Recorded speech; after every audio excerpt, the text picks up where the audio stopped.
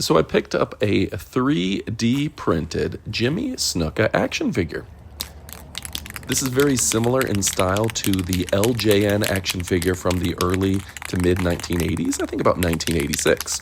So we're going to go ahead and paint him today, and the first thing I'm going to do is use some primer so that way the paint sticks and I can put a fairly thin layer of paint on it.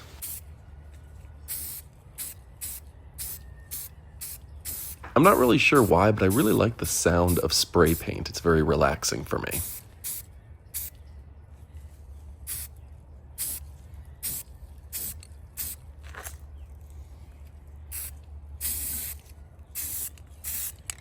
Once we're done spray painting, we'll give it about 6 hours to 24 hours to really dry in place. I live in a hot environment, so it actually dries pretty quickly. You can also use a hot air dryer, like a hair dryer, if you want it to dry a little quicker.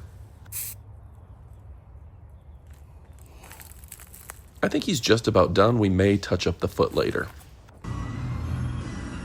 I felt like getting the skin color right was very important to Jimmy Snuka, because he had a unique skin color, being from the Fiji Islands and probably being a guy who tanned a lot. And in this case, I took a teddy bear brown and added a little bit of orange.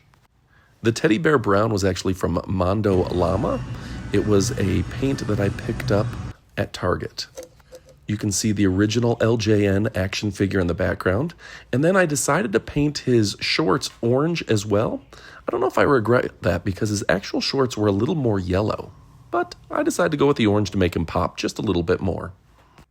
I also think that the design of this figure is a lot better than the Jimmy Snuka original rubber figure from the 80s. I decided to leave his wristbands the primer white. I thought that looks good and looked better than making them orange striped. I also really spent a lot of time on those stripes. I actually used a fountain pen to paint the stripes on. I was afraid they would look just like I wrote it with a fountain pen, but I think it looks pretty good.